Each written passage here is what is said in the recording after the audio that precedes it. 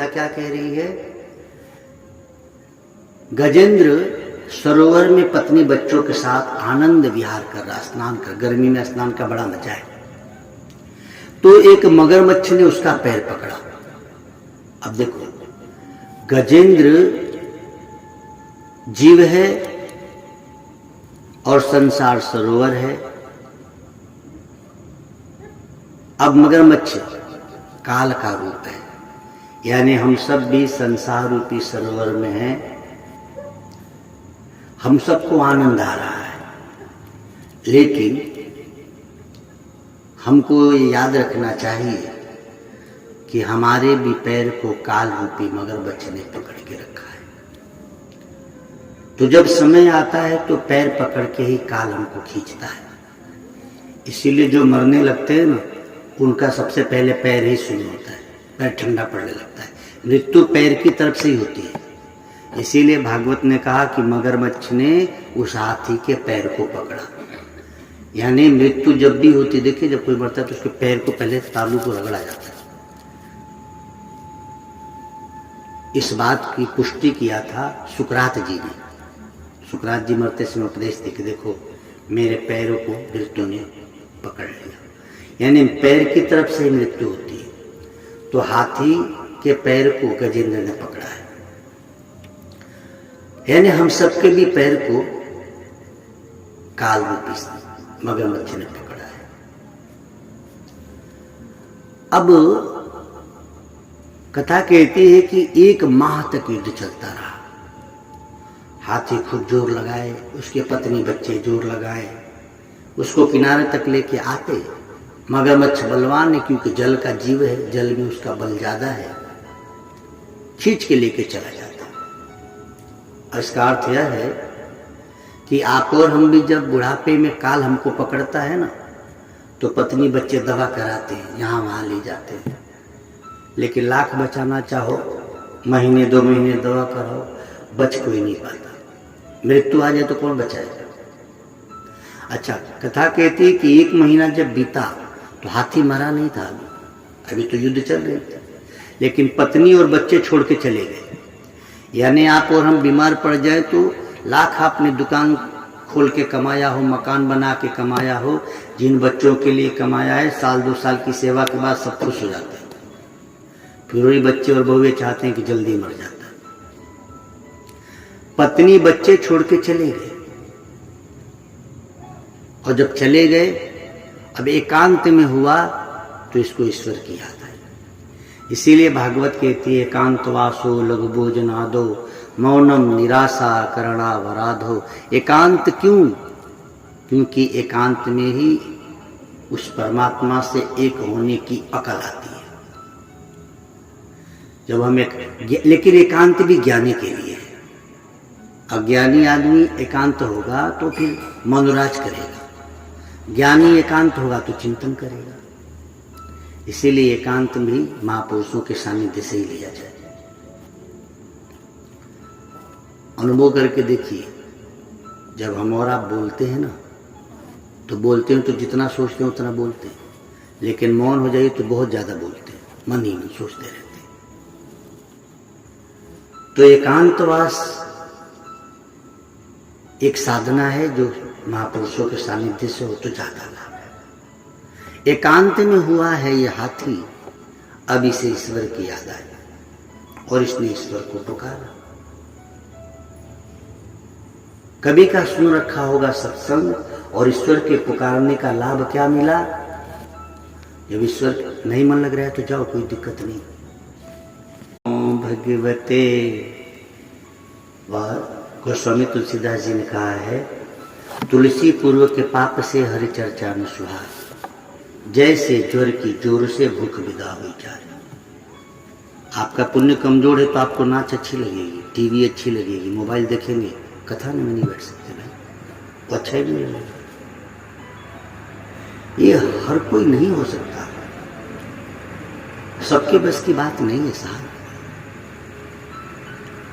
तो जैसे भोजन की आवश्यकता तन को है, भोजन प्रतिदिन करना चाहिए, वैसे ही सत्संग प्रतिदिन करना चाहिए। सत्संग नहीं करेंगे तो हमारे मन बुद्धि और तन की शुद्धि नहीं है। अच्छा, मन बुद्धि तन की शुद्धि नहीं है तो चाहे आप सुंदर कितना हो, कितने हो बड़े कुल में जन्मे हो, कितना हो धनवान हो, ज्ञानवान हो, रूपवान हो, बलवान हो, लेकिन सब का सब नरक की ओर लेके जा रहा है। आपके जीवन में सत्संग नहीं है तो जीवन में शुद्धि नहीं है, और शुद्धि नहीं है तो मुक्ति हो नहीं सकती। सत्संग बड़ा अद्भुत चीज है, ये अच्छा नहीं लगता। एक कड़वी दवा समझो, जैसे नीम का पत्ता कड़वा तो है लेकिन आपके लिए फायदेमंद है, शुगर ठीक करता है। तो मीठी दवा की अपेक्षा कड़वी दवा जल्दी रोग को ठीक करती है। ऐसे ही खूब आनंद में सत्संग नहीं, ज्ञान में सत्संग, जो अच्छा तो नहीं लगता लेकिन भव रोग को जल्दी ठीक करता है। इसीलिए ध्यान दें।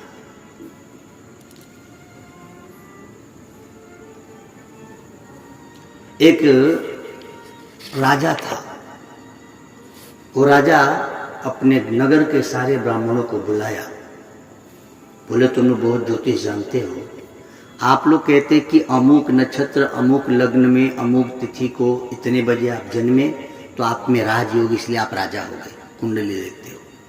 तो एक बात बताओ, मैं जिस दिन जन्मा उस दिन तो बहुत लोग जन्मे होंगे दुनिया में, तो सब राजा क्यों नहीं है? अच्छा, अद्भुत प्रश्न है। अब जिस ब्राह्मण से पूछे सब चुप। अब इसका कोई जवाब है? वो भी राजा है। राजा कह रहा है कि ज्योतिष के हिसाब से योग लगन ग्रह बार तिथि आदि की वजह से ही हम राजा बने हैं। तो जिस दिन हम जन्मे, जिस मुहूर्त में, जिस समय, जिस पल, जो समय था, जो नक्षत्र थी, तो बहुत लोग जन्मे होंगे, तो सब राजा क्यों नहीं बन गए? अब वो जो भी ब्राह्मण मिलता उनको बुलाकर कैद करते जाता। एक वयोवृद्ध ब्राह्मण को ये बात खबर लगी, तो विप्र तपस्वी थे,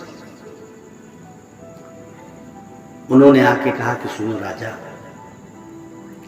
तुम्हारे इस प्रश्न का उत्तर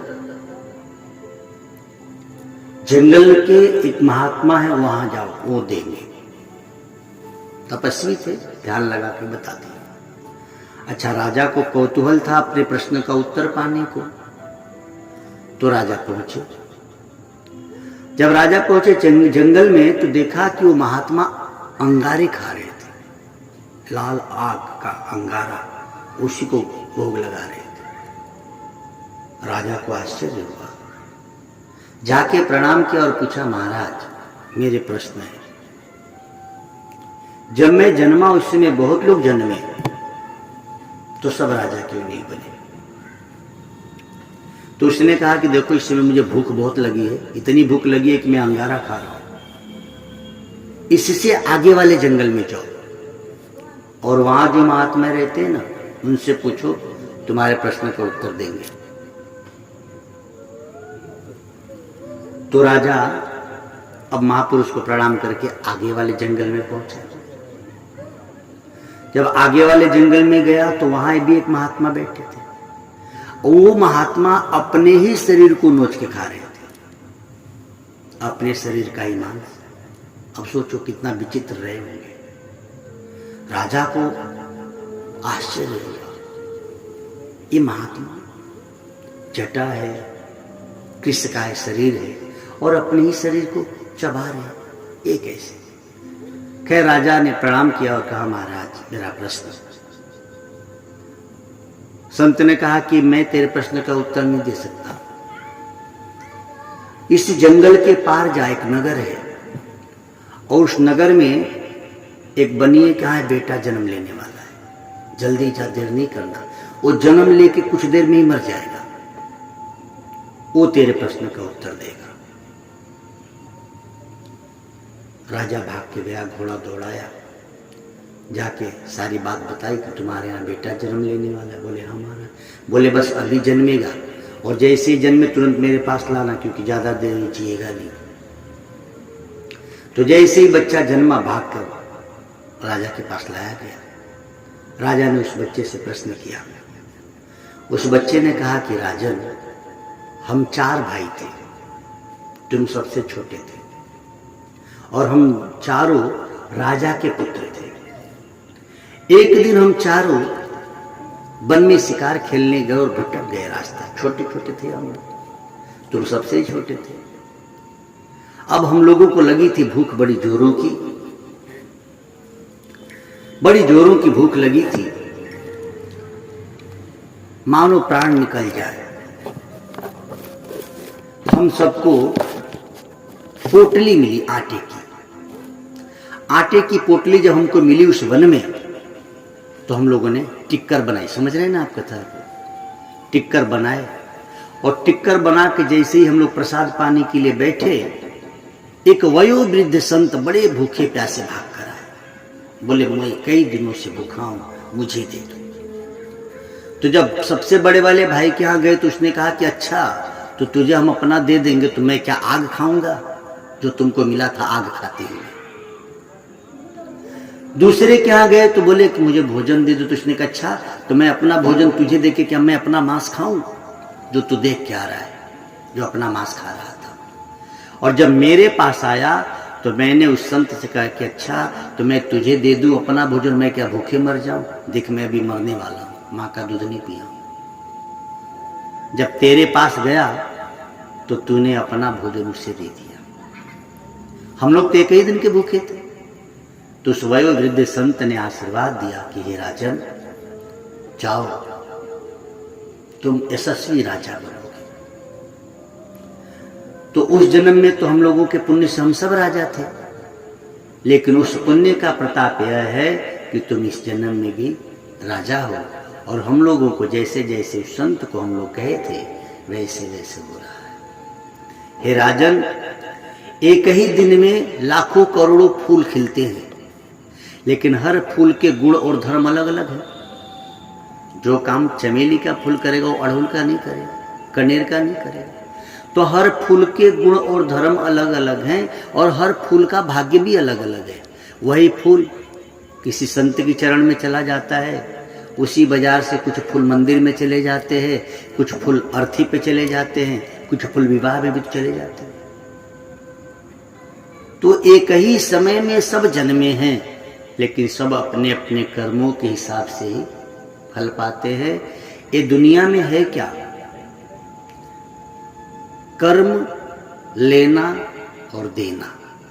जो किया हुआ है वो मिलेगा, जो दिया हुआ है वो मिलेगा, और जो लिया हुआ है वो भरेगा। बस ये 3 ही से पूरा संसार है। फिर से समझ लो, अभी जो हम कर्म कर रहे हैं इसका फल आज नहीं तो कल मिलेगा। इसीलिए हम कभी नहीं सोचते कि खूब लोग रहे तो अथवा लोग न रहे तो मैं अपना काम कर रहा हूँ, उसका फल मुझे मिलेगा। अच्छा, लाख लोग सुने तो अथवा 1000 लोग सुने तो मुझे तो इसी की इतना ही फल मिलेगा ना।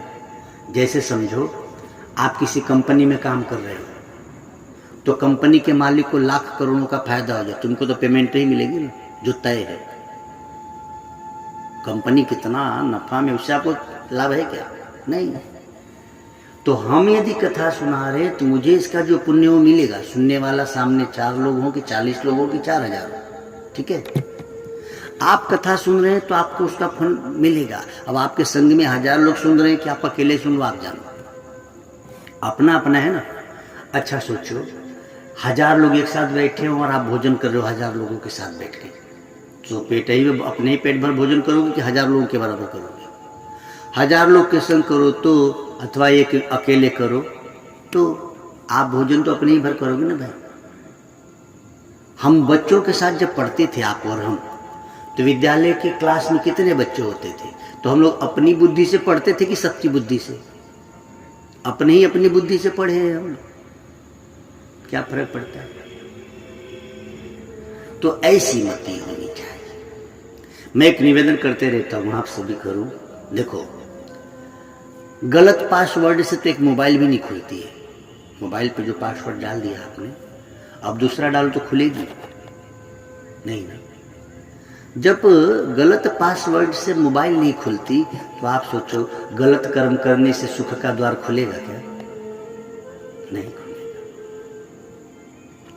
एक मोबाइल को भी सही पासवर्ड डालिए तभी खुलेगी, भले आप ही किए, आप ही ने डाला था। ऐसे ही ये शरीर हमारा, संसार हमारा, सद्गुरु हमारे, लेकिन जब तक सही कर्म नहीं करोगे तब तक सुख नहीं मिलेगा, चाहे कुछ भी करो। अभी सुखी हैं तो पीछे का कुछ अच्छा किए हैं, लेकिन अभी नहीं कर रहे हो तो भविष्य अच्छा नहीं होगा, पक्की बात। तो गजेंद्र की कथा ये कह रही है कि जब सारे बच्चे माँ बाप सब छोड़कर चले गए, पत्नी बच्चे सब, अब इसे याद आई ईश्वर की और इसने ईश्वर को पुकारा तो ईश्वर आने में देर नहीं किए, गरुड़ पर बैठ के आए। इसका अर्थ क्या है कि जिस दिन हम पत्नी बच्चे सारी रिश्तेदारी को भुलाकर ईश्वर को बुलाते हैं तो आने में देर नहीं करते। लेकिन दुर्भाग्य यह है कि हम जितना प्यार अपने बच्चे से करते उतना भगवान से नहीं करते, जितना प्रेम अपने पति और पत्नी से करते उतना ईश्वर से नहीं करते। जैसी प्रीति कुटुंब सो तैसी ही हरि सो हुए, कबीर कहते हैं। जितना आप अपने बेटे बेटी से प्रेम करते हैं, पति पत्नी से, उतना ही करो, उससे ज्यादा ना करो। जैसी प्रीति कुटुंब सो तैसी ही हरि सो हुए, कह कबीर वह दास का पला न पकड़े को। तो आप परमात्मा को पा जाओगे। अब सोचो, हमारे आपके लिए धरती बनाई किसने? भगवान ने। सूर्य बनाया किसने? ईश्वर ने। हवा जल उसी का दिया हुआ है और सब कुछ उसका लेते हैं और प्रेम करते हैं उसी के दिए हुए बेटे बेटी से, और उससे न करो। जैसे आपका बेटा आपकी खरीदी हुई गाड़ी से प्रेम करे लेकिन आपका आदर न करे तो आप उसको गाड़ी दोगे? बोलो। आपका बेटा आपके घर में रहे और आपसे प्यार न करे तो उसको घर में रहने दोगे? अब तो सरकार ने भी नियम बना दिए, बाप जिसको चाहे सो दे। तो इसका अर्थ यह है कि यदि हम भगवान से प्रीति नहीं करते तो परमात्मा आपको अगली बार वो सारी सुविधा नहीं देगा जिन सुविधाओं के लिए तुम भगवान का त्याग कर रहे हो, है ना। जिस सुख को पाकर आप ईश्वर का त्याग कर रहे हैं, पक्का है कि आने वाला कल वह सुख आपको नहीं मिलेगा। गुरुदेव कहते रहते हैं कि जिस चीज से ज्यादा प्रेम करोगे ईश्वर को भूलोगे तो वो चीज दुखदायी हो जाएगी। इसीलिए सावधानी रखिए। 4 प्रकार के मद होते। अहंकार, भागवत जी ने कहा कि 4 प्रकार के मद होते। एक होता है विद्या का मद, बहुत पढ़े इसलिए तो किसी से भी तर्क कर बैठो नहीं। दूसरा जवानी का मद, जब आदमी जवानी में होता तो बस कुछ भी करने में तैयार। द्रव्य का, धन का भी बहुत अहंकार होता है। और अपने पद का, कोई डॉक्टर बन गया, मास्टर बन गया, कुछ बन गया। हमारी एक जगह भागवत की कथा थी तो एक पंडित जी थे, वो मिलिट्री में धर्म गुरु के पद पे थे, वो मिलिट्री में रखे जाते। और तब अभी हम छोटे थे शायद, हाँ तब मेरा भी ब्याह नहीं हुआ था, तब की बात, काफी पहले की। तो अब तो भाई एक तो आर्मी वाला आदमी, ऊपर से ब्राह्मण, ऊपर से धर्म गुरु के पद पे रहे।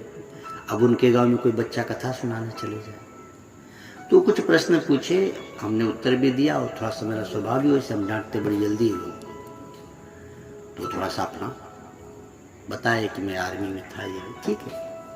अब देखो पद का मद, मुझे भी लगा कि शायद नाराज हो गए तो कुछ नुकसान ही करेंगे, भाई उन्हीं के गांव में। लेकिन ऐसी गुरुदेव की कृपा कि उनकी एक गाय थी, वो गाय बीमार पड़ गई। तो जैसे ही हमसे थोड़ा सा उलझ के गए तो घर गए तो गाय बीमार, गाय बड़ी महंगी 50-60 हज़ार। वो भागे भागे मेरे पास आए, अच्छा हमको ज़्यादा आप लोग आइएगा नहीं, मैं सब जानता नहीं हूँ कुछ, हम तो बस उतना ही जानते जो मुझे मिला है गुरुदेव से। तो हम गए, वो 3 मंत्र पढ़े, गैया मैया को प्रणाम किए, हाथ जोड़े कि माँ ठीक हो जाओ। इसको लगा कि यही पंडित जी कुछ ठीक भी हो गई। तो जो विरोध की वो मेरे सहयोग में लग गया पूरी कथा। तो अधिकार का मत होता है, पद का मत नहीं होना चाहिए, विद्या का मत, धन का मत, और ये मद ही हमारे जीवन को रद्द करता है। तो मद से बचिए। और मद से जब बचते हैं तो शास्त्र और भागवत कहते हैं कि 4 प्रकार की कृपा होती है। देखो, 4 अहंकार से बच जाएंगे तो 4 प्रकार की कृपा को पा जाएंगे। पहली कृपा क्या है? तो ईश्वर कृपा। इस कृपा बिनु गुरु नहीं। ईश्वर की कृपा होगी तब आपको गुरु की प्राप्ति होगी। बिना ईश्वर के गुरु कहाँ मिलेंगे? इसीलिए देखो, माँ बाप को भगवान कहा गया है ना। अच्छा, स्कूल में दाखिला कौन दिलाता है? स्कूल में एडमिशन कौन कराता है? माँ बाप। तो माँ बाप क्या है? भगवान। स्कूल में कौन मिला? गुरु। इस कृपा बिनु गुरु नहीं। हो गया ना। ईश्वर की कृपा होगी तो गुरु मिलेंगे। इसीलिए मैं आपसे निवेदन करूं भाई बहन, आप खूब भजन करते हैं ना, मंदिर में रोज हनुमान चालीसा पढ़ते, माताएं ध्यान देना, आप लोग खूब पूजा करती हैं। तो हम पूजा करते हैं, यह पूजा भगवान को स्वीकार हुआ कि नहीं कैसे पता लगेगा? आप 10 साल 20 साल 5 साल से पूजा कर रहे हो, व्रत कर रहे हो, तो हमारी पूजा भगवान को अच्छी लगी कि नहीं, उनको स्वीकार हुई कि नहीं, कैसे जानेंगे हम? तो उसका थर्मामीटर यह है कि जब आपका मन ईश्वर की पूजा करने से गुरु को पाने में लग जाए, अब मन में ये लगे कि भाई कोई गुरु मिल जाते, अथवा आपकी पूजा का फल है कि आपको गुरु मिल गया बिना प्रयास के, अब मोहि भा भरोसा हनुमंता, बिनु हरि कृपा मिले नहीं सकता। तो यदि आपको 10 साल 20 साल 5 साल हो गए पूजा करते और आज तक गुरु नहीं मिले, वही कर रहे हो, तो समझो तुम्हारी पूजा ईश्वर स्वीकार नहीं किया। विनोद भाई सुन रहे हैं ना? कई साल से यदि हम दुर्गा पूजा कर रहे हैं तो ये पूजा ठीक है, लोगों को अच्छी लग रही है, कहीं न कहीं यदि गुरु नहीं मिला अब तक, या मन पाने को तड़पा नहीं, तो पूजा अधूरी है, मां स्वीकार नहीं की। क्योंकि वेद कहते हैं कि 5 देव ऐसे हैं, 5 प्रधान देव है, इनमें से किसी की भी पूजा करो तो आपको गुरु मिलेंगे, यही फल है। ऐसा ही भागवत की बात मैं आपको सुना रहा हूं। 4 कृपा में पहली कृपा ईश्वर कृपा। 5 देवता कौन है? भगवान विष्णु।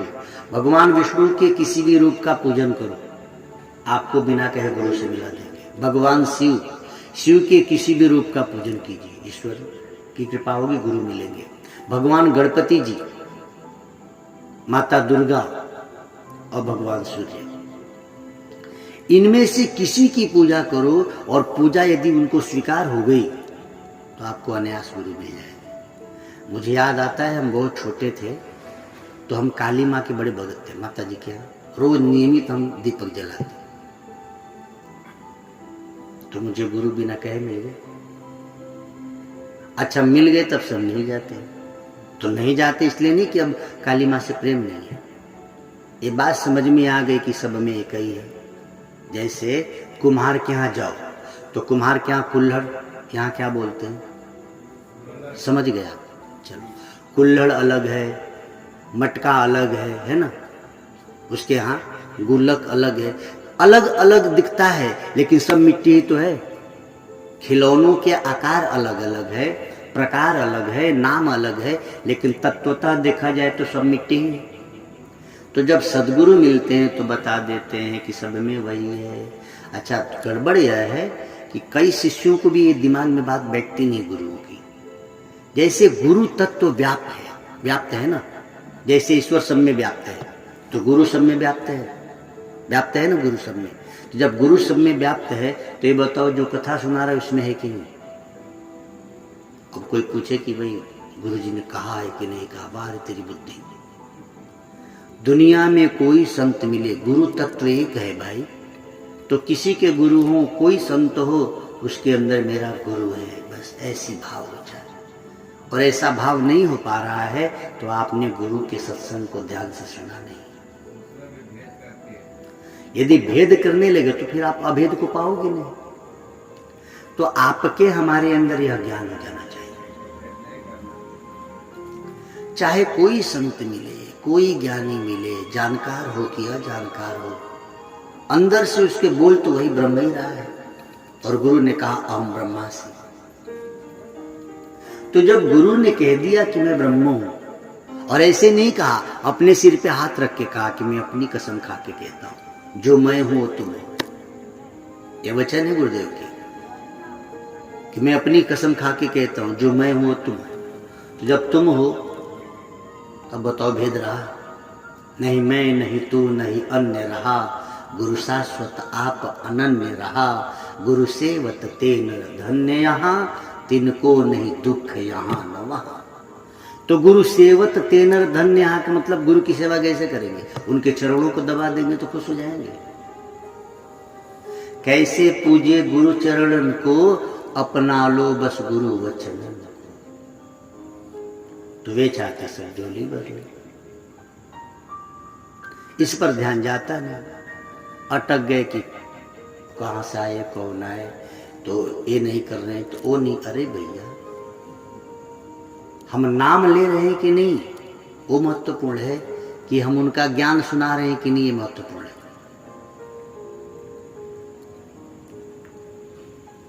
ये ध्यान नहीं देते। तो पहली कृपा है ईश्वर की कृपा। ईश्वर की जब कृपा होगी तो शास्त्र समझ में आने लगेंगे। और ईश्वर और शास्त्र, जैसे ईश्वर की पूजा की और हनुमान चालीसा पढ़े, दुर्गा चालीसा पढ़े, तो ईश्वर और शास्त्र दोनों की कृपा होगी ना। भाई ईश्वर की पूजा करते कैसे? मंत्र पढ़ के, मंत्र शास्त्रों में है। तो ईश्वर कृपा होती है तब शास्त्र कृपा होती है, और शास्त्र और ईश्वर की कृपा होती है तब गुरु मिल जाते हैं। ध्यान देना जरा। भागवत ने कहा कि 4 प्रकार की कृपा, ईश्वर की कृपा और शास्त्र की कृपा। जब आप मंदिर में जाते तभी कहते हैं कपूर गौरम करुणावतारम। अभी शिव जी की मूर्ति पर नहीं लिखा है, शास्त्र में लिखा है। तो ईश्वर कृपा, ईश्वर के यहाँ गए तो क्या हुआ? बिना कहे शास्त्र आने लगा। आप मंदिर में जाते तो बिना कहे, शिव जी के मंदिर में जाओ ओम नमः शिवाय, वो स्वाभाविक है। आप जैसे मंदिर में पहुंचोगे करने लगोगे। दुर्गा जी के यहाँ गए तो दुर्गा जी का नाम लेने लगोगे। तो नाम कहाँ है? शास्त्र में।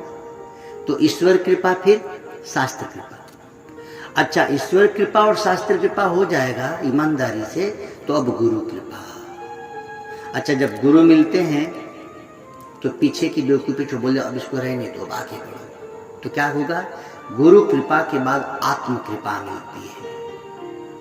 गुरु कहते हैं तुम शरीर नहीं हो, तुम हाड़ मांस नहीं हो, तुम रक्त नहीं हो, तुम चमड़ा नहीं हो बेटा, तुम आत्म रूप हो, आत्म तत्व हो, शिव स्वरूप हो, शिव रूप हो। तो ये आत्म कृपा हो जाती है। ये 4 प्रकार की कृपा है। आज एकादशी है तो हम सोच रहे हैं कि जितना ऊंची बात हम सब समझ सके। हमारे यहाँ 15 दिनों का पक्ष बना है। 15 दिन का शुक्ल पक्ष और 15 दिन का कृष्ण पक्ष। तो ये शुक्ल पक्ष और कृष्ण पक्ष है क्या? ध्यान से सुन लो। एकम प्रतिपदा, एकम माना ईश्वर एक है। फिर क्या आया? द्वितीया यानी दूज, यानी ईश्वर है एक और बन गया 2, जीव और शिव, है ना। जैसे आप और आपकी छाया अथवा आपकी फोटो।